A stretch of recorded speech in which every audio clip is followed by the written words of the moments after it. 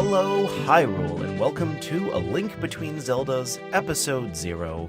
I'm your host, Hylian Andy, and welcome to this it's a special series. It's not really a weekly or annual episodic feature, but more of just a special series deep dive into The Legend of Zelda. And the reason this is Episode 0 and not really Episode 1 is because this is more of a prequel, me laying out the groundwork for what this podcast is going to be, exactly what I'm going to be talking about every episode, the frequencies, and, what brought me here to feel like that Legend of Zelda was enough of a topic where I could talk about this on an annual basis.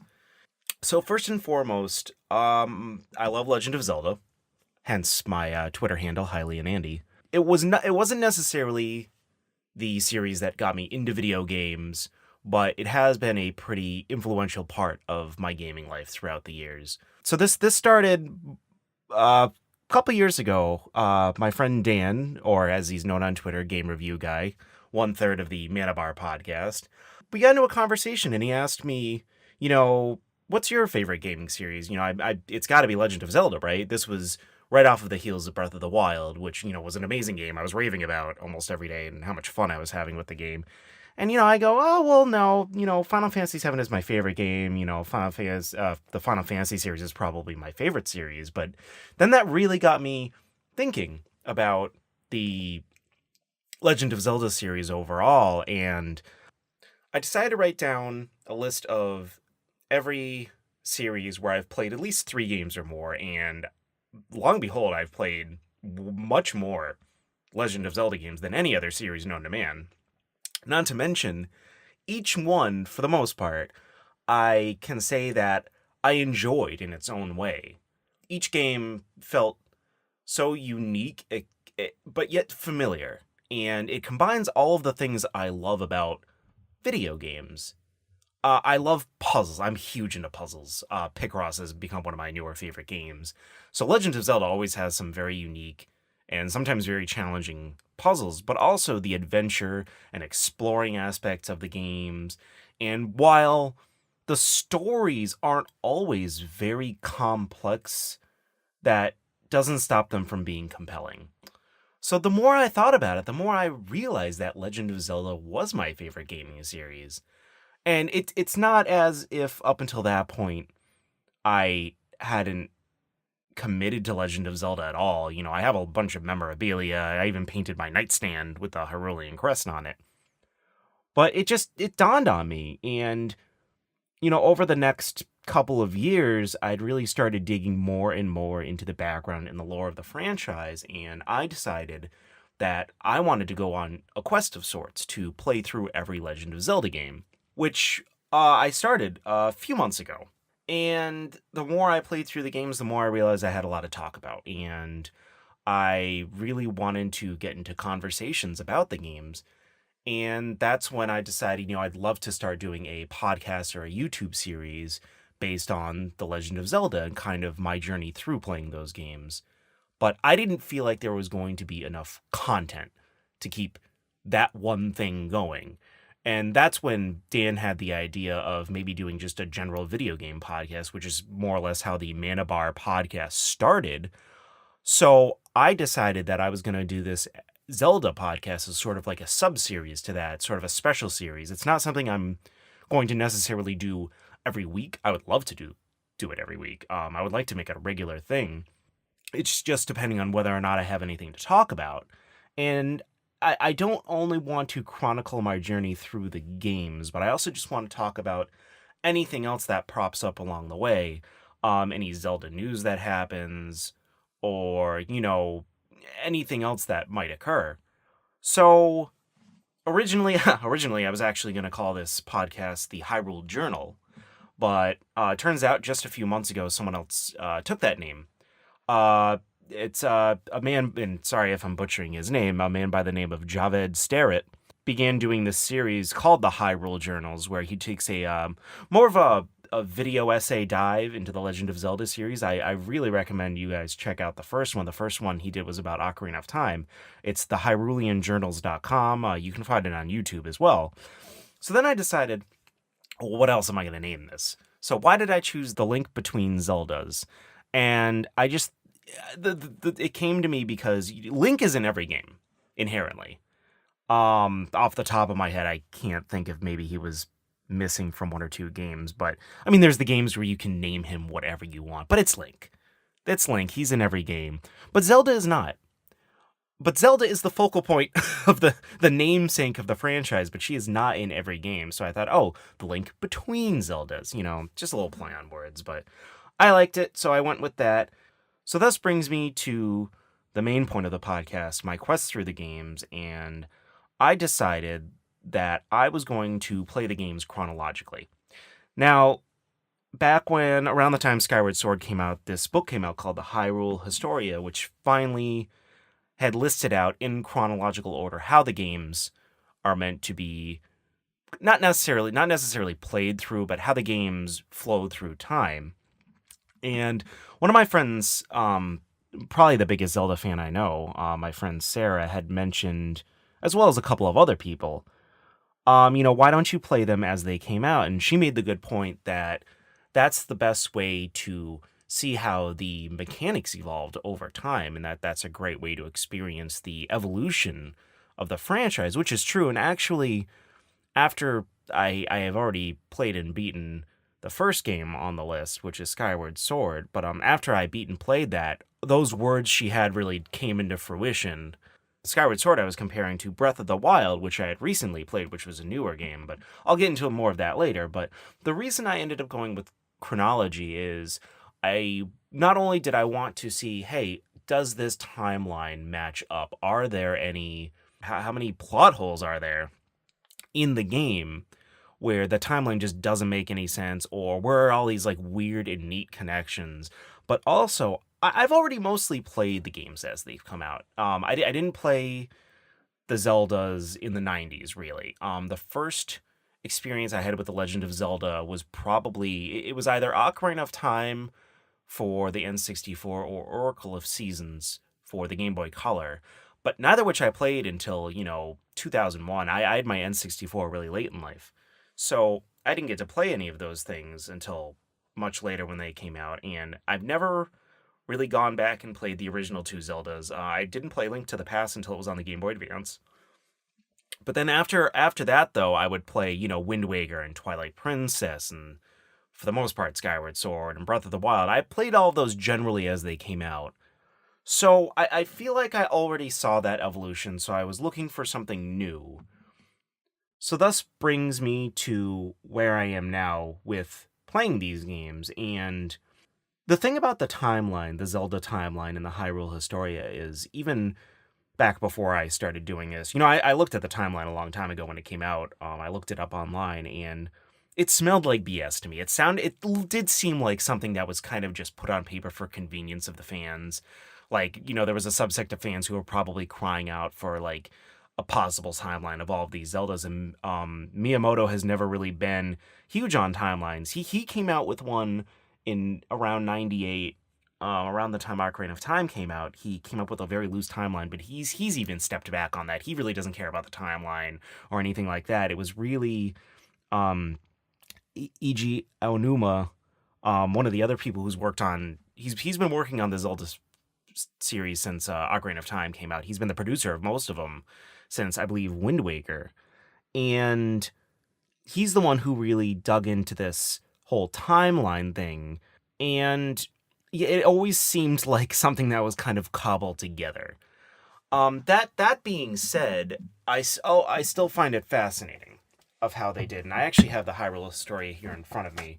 You can hear the pages. Very authentic. These are not sound effects that I'm adding into the podcast, but I want to read just a little excerpt from the timeline here. It kind of made me laugh when I read it, because up until I got this book, I actually just assumed Miyamoto came up with this timeline. Then I found out that Aonuma did, and here it is.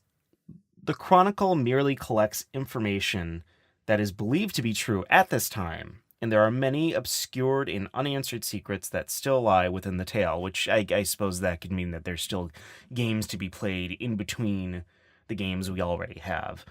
As the stories and storytellers of Hyrule change, so too does its history. Hyrule's history is a continuous woven tapestry of events, changes that seem inconsequential, disregarded without even a shrug, could evolve at some point to hatch new legends and perhaps change the tapestry of history itself. So, it's almost like they're admitting this isn't verbatim, and that, the series is called The Legend of Zelda.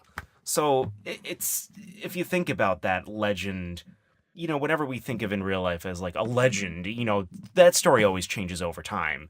Like none of the legendary stories throughout time, like the way they happened back then, are not necessarily the way we actually, recant the stories of them. So I can kind of see where they're going with that, but I think it was another way just to say like, it's not gonna link up complete. Hey, I didn't mean to do that. Always good for a pun here.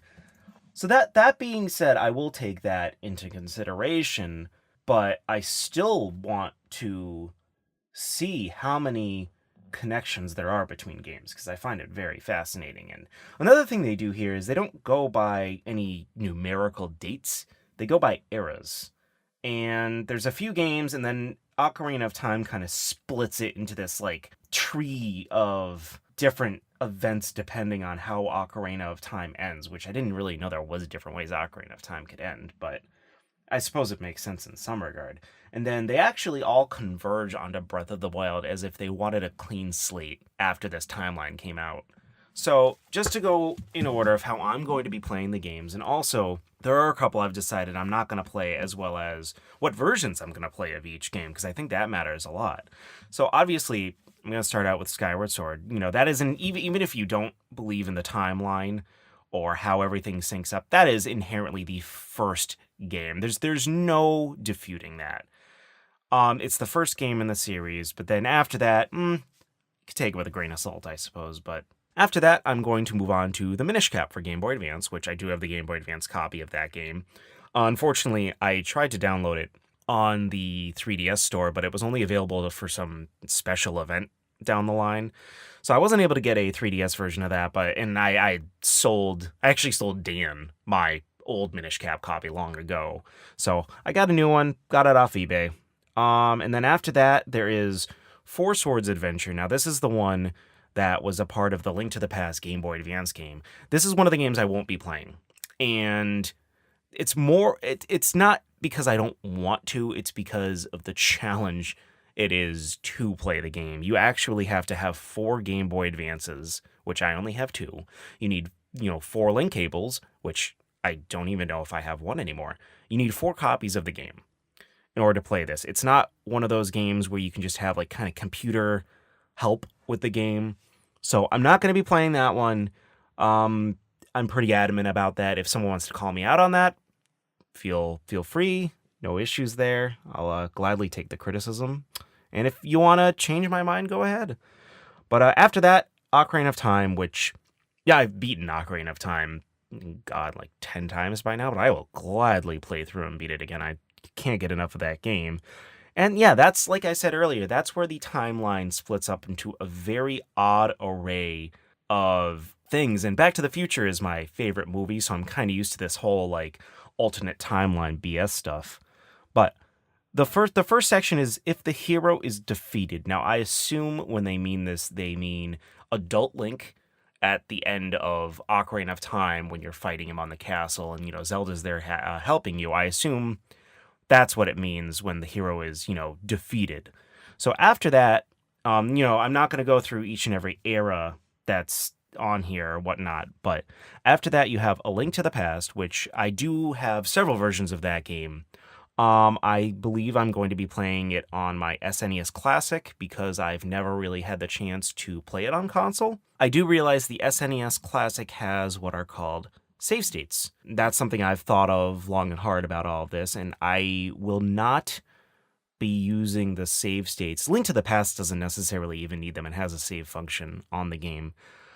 The reason why I don't want to use the save states is because I feel like that's cheating, especially on some of the games we're going to get to on the list. I want to make this a bit more authentic.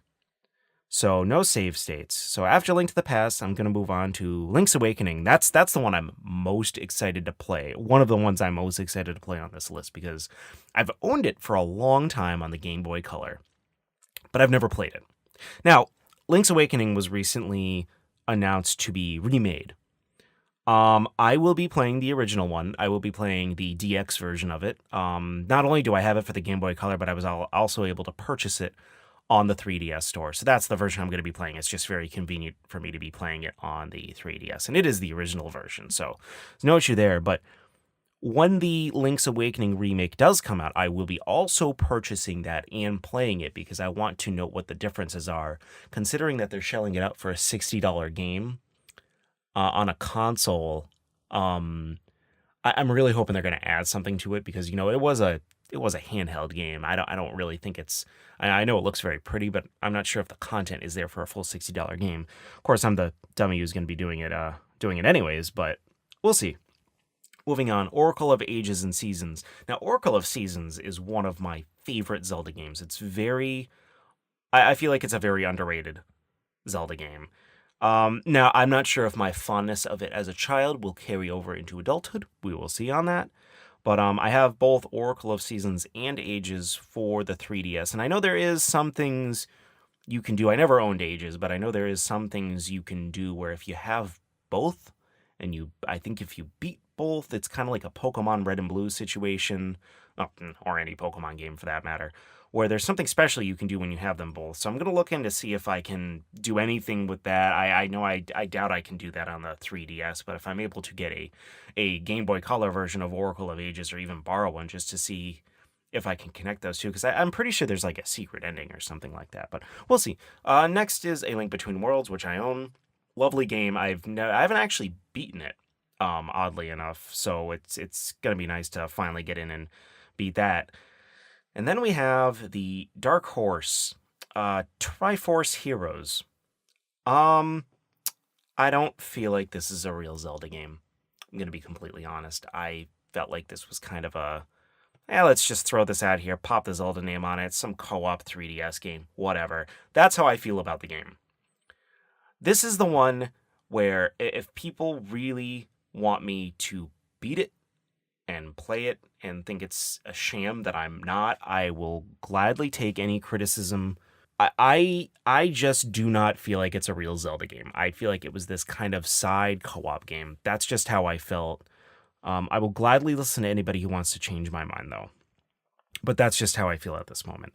And then at the end of this kind of alternate timeline is The Legend of Zelda 1 and 2, which those are another two games that I'm looking so forward to playing because I've owned them for a while. I have the Zelda 4-pack collection for the GameCube. Like, I have these games in multiple versions. I've just never played through them. It's just one of those things, and I don't really know any of the secrets to them either. I know The Legend of Zelda, the first one, there's a lot of like weird areas where like you can like throw out bombs and, blow up walls, but they're not like obvious and stuff like that. I don't know anything about that. And I know Zelda 2 is either people's least favorite or most favorite. Like, there's a lot of people who hate The Legend of Zelda 2. I know a couple people who have beaten it. And I know Dan's really looking forward to me playing that because he that's one of his biggest triumphs, I feel, in his gaming life is the fact that he beat that game, and it is a very hard game, so I am looking forward to playing that. So moving on to the next timeline. Now, this is if the hero wins in Ocarina of Time, but he decides to stay a child. So that obviously leads directly into Majora's Mask, because that was the sequel to Ocarina of Time. You see him as a child immediately in that game, so that's no real surprise there. Next would be Twilight Princess, followed by Four Swords Adventure. Twilight Princess, I have it on the GameCube. I will play it on the GameCube, but I'm really, really hoping they remaster it for Switch by then. Now, if that happens, I will be playing the Switch version. The reason for that is, with Wind Waker and Twilight Princess, they didn't change the entire game. They just took little quality of life things and changed them for the better. So I would just, at that point, especially because, they look a lot better, I would be playing Twilight Princess and Wind Waker on the Switch. So I'm really hoping by the time I get to those games, they pop it on the Switch for me. Then after that is Four Swords Adventure. All right, that's got to be a typo on my part, because I know Four Swords, whatever the Four Swords is for the GameCube. One was called Four Swords and the other was called Four Swords Adventure. I don't remember which is which, but this is the one for the GameCube that comes after Twilight Princess. That one I will be playing. I have it for the GameCube, and you can play it one player, so there's no issue there. The third timeline, this is if, Link wins and beats Ganondorf in Ocarina of Time. The hero wins, but stays an adult. And then, I know I haven't been talking about these eras, mostly just because they're names of eras. They don't really pertain directly to the games, but there's the era without a hero. I just think that's a really interesting one. It almost seems like there's just this long stretch of time where just nothing happens. And then it goes into like the era of the Great Sea, and then, no duh, Wind Waker, because, well, it's completely flooded in Wind Waker. And then, also no surprise, it goes into Phantom Hourglass and then Spirit Tracks. Phantom Hourglass, I did own at one point and did kind of hate it. So that's probably going to be... It kind of sucks that my journey is going to end on Phantom Hourglass and Spirit Tracks, because I really do not look forward to playing either of those games. That was when they were really pushing the whole, hey, use the stylus on the DS type stuff. It's just never did it for me. But, I'll go back and I'll play them. Those are real Zelda games. I have no issue doing that. And then that's it for the three timelines. And then, like I said before, everything collides onto Breath of the Wild. And I think that was their way of just saying, we want a clean slate after this timeline. Just going to go into Breath of the Wild, and then anything that happens from here on out is going to be either directly after Breath of the Wild or somewhere in the midst of the timeline that's already there. Now, funny thing is, the American official Legend of Zelda Nintendo site has this timeline but does not have Breath of the Wild anywhere in it. It's the Japanese website that actually has Breath of the Wild at the end of the three timelines, and, I would say that's much more official. So that's it. That's all of the games, and then I know the Zelda they're working on now, I've read articles where they tout it as the sequel to Breath of the Wild. I don't necessarily know if it's a direct sequel, or they're just saying that because that's the last Zelda that came out, the last new one anyways. So we'll see what happens. Oh, and there's also Cadence of Hyrule. I'm very interested in this game. It's not a Zelda game, obviously. It's a game that is going to feature Zelda characters. I don't consider it canon, but I'm probably going to end up playing it simply on the fact that it looks really good, but I'm not going to really play it as a part of this quest that I'm doing with the games. Just because that, it really doesn't make sense to put it somewhere in the timeline if it's really not an official Zelda game. That's just pretty obvious. Oh, and I'm not going to play those dumb, what was it, Philips CDI games, the Quest of Gamelon, and whatever that other one was. Oh, those are not real Zelda games. There's nothing. You really want to check those out. Go watch the Game Grumps play them. It's hilarious. But that's about it. Oh, another thing that really, just to go back to what I was saying about what prompted me to do all of this in the first place, Breath of the Wild had a heavy hand in that, because we didn't have too much for Zelda games between Twilight Princess and Breath of the Wild. There was Skyward Sword, which, again, episode 1 of A Link Between Zeldas is going to go into my feelings and in depth on Skyward Sword, but needless to say, it was not part of... I didn't play it. I didn't play it when it came out. I made attempts, but I didn't play it. So, for me, the only thing that really existed between Twilight Princess and Breath of the Wild were a little bit of Phantom Hourglass that I also didn't like. There was A Link Between Worlds, which is a great game. I just haven't found myself time to beat it. And Triforce Heroes. And amongst all of those games, the only thing we've gotten is kind of HD remakes of older games. We haven't really gotten any huge new Zelda games in that time. Well, for me. So Breath of the Wild was really the first Zelda game I really sunk my teeth into. for, more than just like 5 hours since Twilight Princess. So that really did go to reinvigorate my, love for Zelda and my passion for the franchise. So that's also a lot of the reason why I'm doing this. Now, aside from my thoughts on Zelda and my thoughts on the games as I play through them, another reason why I really wanted to do this podcast was also to foster conversation. I would love to hear from anybody who wants to talk about the Legend of Zelda series as I put out these, podcasts. I'm not sure if the best way would be for me to start some sort of Discord or possibly just, comments on the YouTube version of this podcast. I think I'm probably going to start a Discord at some time. But for the time being, it'll just be me talking. But at some point, that is the goal, is I want to talk to others about Zelda and really see what other people's thoughts and interpretations are of the games. I'm going to dig really deep into the philosophy behind these games, try to make some interesting connections where I can. But I would love to hear from everybody as well. And with that, thank you for joining me for episode 0. I hope to have at least one episode a week going forward. We'll see how things go. There might even be some weeks where I want to do more than one episode, depending on how much I have to talk about. Next time I will be discussing Skyward Sword and my thoughts about the game. Looking very forward to that. And remember, it's dangerous to go alone. Take this.